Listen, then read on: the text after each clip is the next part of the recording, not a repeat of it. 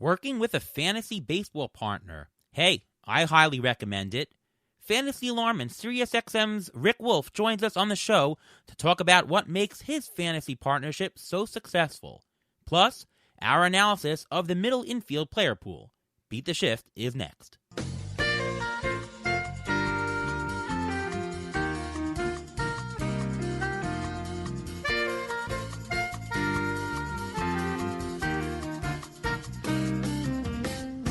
Welcome to another episode of the Beat the Shift podcast.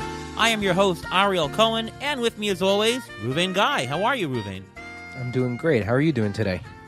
I'm doing marvelous. The Trevor Bauer sweepstakes appears to almost come to an end by the time you will be listening to this. He might be a New York Met. Any thoughts about having Bauer join our boys, Ruvain? It's very interesting that he may have the highest average annual salary per year, yet not start opening day, which is going to be very odd. That's right. DeGrom would still be the ace and would get the number one nod on the Mets. That would be great. Look, the Mets would have, again, a pair of Cy Young Award winners at the top of their rotation.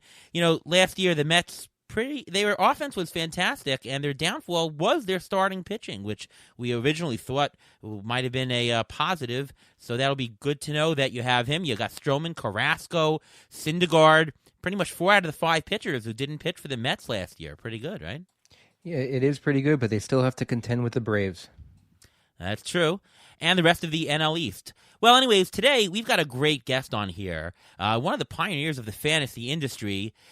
He is half of the duo of Colton and the Wolfman from Fantasy Alarm. Welcome to the show, Rick Wolf. How are you? Hey, guys. Thanks for having me on tonight. Looking forward to having some fun. Our pleasure. Thanks for coming on. And we jump right into it on our show with our strategy section today. We're going to talk about fantasy baseball partners in the industry.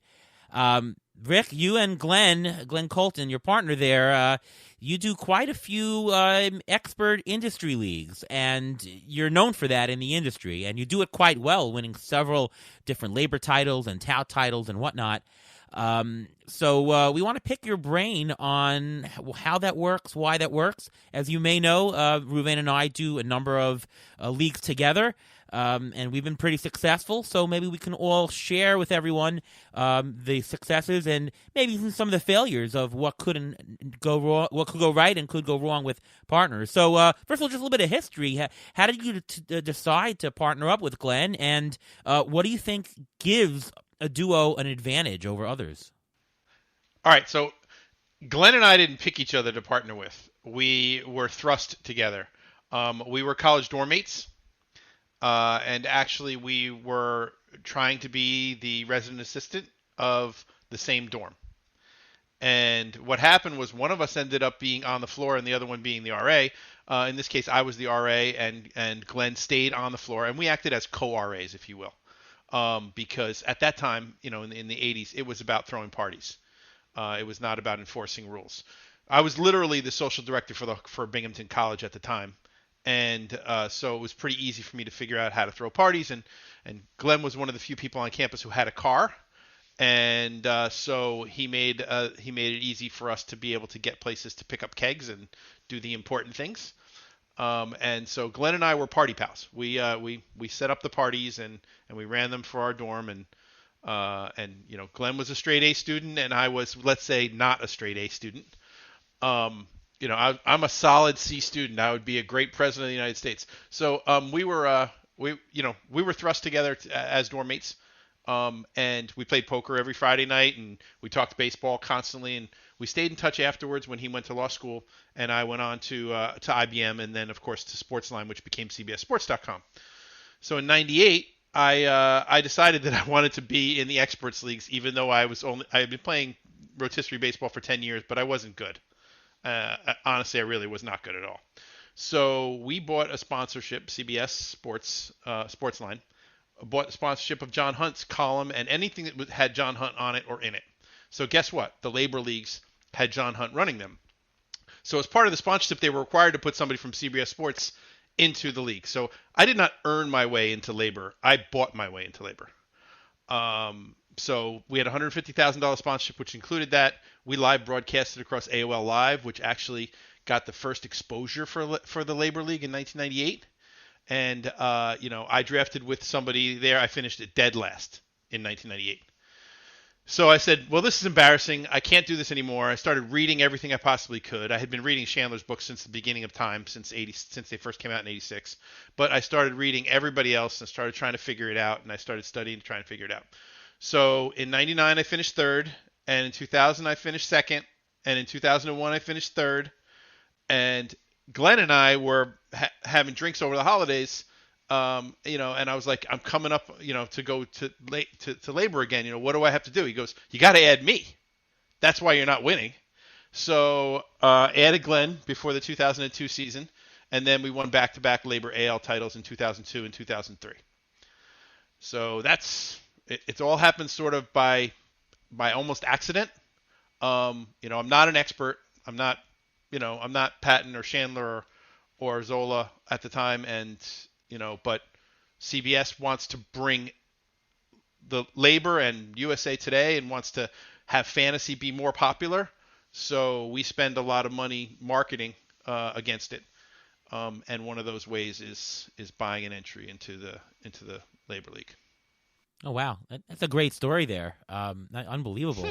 I think I qualify now, but I did not qualify in '98. Right. I did not deserve to be there. All right. Well, certainly you deserve to be there now with all your accolades and all the titles here. So, as far as the partnership itself, how does Rick Wolf become Colton the Wolfman and succeed? What does the partnership? What does the complement of the two of you bring that just one doesn't? Well, I'm not sure whether you know this or not, but Glenn was the federal prosecutor at the time. He was in the Southern District of New York. He was basically, the characters you see on Billions, right? Your Brian or, the characters who report to Chuck Rhodes, okay? Reporting to first Janet Reno and then, of course, to James Comey. He's a federal prosecutor. He's got all these rules, all this stuff going on. And so he says, well, how are we going to do this? And I'm like, well, you're the rules guy. Figure it out.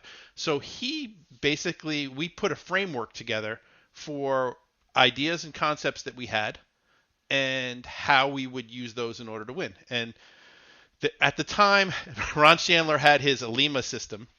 And so we were, and other people had their acronyms. And we're like, we need an acronym for it, right? So Glenn said, well, we should call it SMART. And I think he was kind of like serious because we're going to make a smart system. But I thought it was a really, really funny joke, right? The dumb guy who finished last in his first labor brings somebody on and then they create the SMART system. I mean, it's just kind of funny. So we created a set of rules that we lived by, and we then backfilled them into the acronym after that. So, and of course, I don't know whether you guys know what those components are, but the SMART system stands for scarcity, management, anchors, relievers, and team. So, and then, our rules fit into that. And then over the years since then, we've created a set of rules of engagement, which are things that we've kind of figured out. The one that we just added this year is that players who hit their 25th year season, that's when the home runs come. So when you're 24 and you've hit 22 or 23 home runs in that year, you're going to hit 35 the next year. And we've watched that, and we did some analysis on that to make sure that those are the trends. And if you take a look back at the last 3 years, you'll see that those players who, when they hit 25, those are the guys who are top 10 last year, the year before that, and the year before that.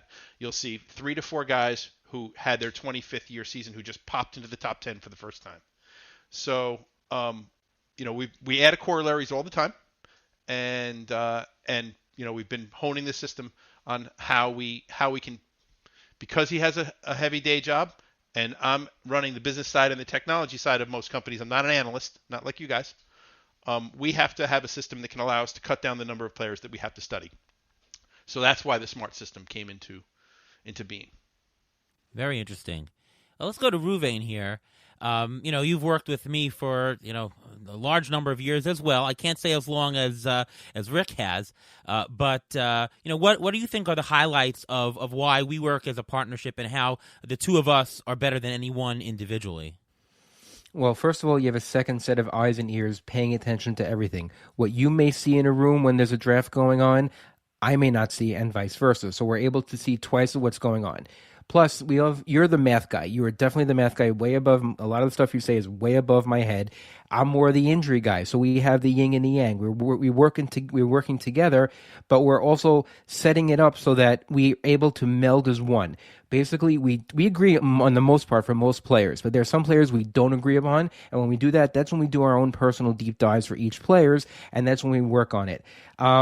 Also, we've been together for so long, we don't get offended by each other's. Well, if we say something negative about each other, so we get along real well. I mean, we've known each other since high school. You were in my brother's high school class, and I've known you since then. And we've been doing leagues for about almost 15 years, and we know how each other operates. You're the computer guy. I'm the paper and pencil guy. We just get together, and we were able to work together and just figure it. We just at the end of the day, we just figure it out. I mean, there's no other way of just saying it. Just the way there's a thing. You know, if you have a good partner, if it just works. If there are partnerships that just don't work, but you have to know when it does work, and ours does work. Right. So, Rick, what are some of the disadvantages of having a partner, and how might you overcome them?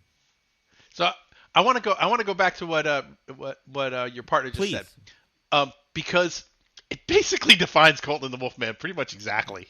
Now I'm not. I mean, I have a BS in mathematics and BS computer science, but I don't run algorithms. Same here, by the way. Same here. Oh, excellent. Yeah. I don't run algorithms or anything like that, but I do manage all the spreadsheets. I do dive into the numbers a little bit more than Glenn does, and Glenn's a soft data guy. I also watch a lot. I'm pretty sure I watch a lot more games than he does, because I watch pretty much a late game almost every night. So, and I watch a lot of the Met games, like I'm sure you guys do. But he watches every Yankee game, but that's pretty much it. So he's a soft data guy, and I'm kind of the numbers guy. I wouldn't call it math guy, because I'm not doing what you do. I mean, you're doing quantum physics on figuring things out. I'm just kind of looking for trends. And then we put those two things together, and that's how it works. Like, I'll say, I really like so and so this year, and he'll go 2 off-season surgeries. I'm like, damn, I didn't know that. So he does complete that, similar to, it seems like, what your partnership is. Oh yeah, I mean that exact kind of phrase happens all the time. Ruvain's what I think what makes us work together is that Ruvain and I have very different qualities and very different advantages to what we do. He's thinking of the injury side. If we're thinking of how many at bats is a guy going to get, is the ATC projection that we see too high or too low. He's always thinking about the injury side, the lineup side, and I'm thinking of the mathematical side of, the trend and this. And because we have different insights, we both can come at from different viewpoints, and that adds to the total. And of course, if any of us have a stronger opinion, we're good enough partners that we can let whatever our pre-assessments of things override. If Ruvain has a strong opinion about something, I'll slow down on my approach and I'll take over his more.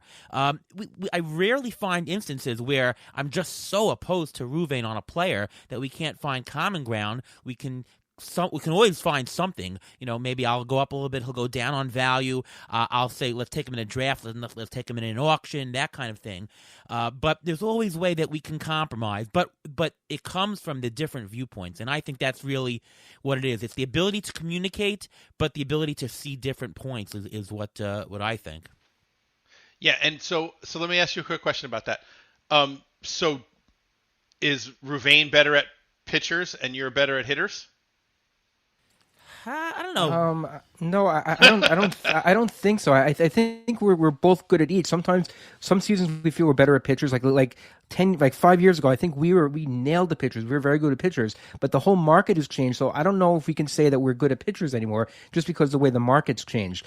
It's not that one person is better than the other one in another area. I think we just, we have a little of each. I'm the person that every morning when I was younger, I got the newspaper, I looked at the box scores, I was following the numbers, I was getting the baseball cards, looking at the back of the baseball cards, but I also had a math tutor in high school. So I wasn't the math guy, but I knew the numbers. I was an encyclopedia. I can tell you when I was in 11th grade, I was able to tell you every player on the Angels, and I live in New York. And in 11th grade back then, that's not normal. That's not what a normal 11th grader would do.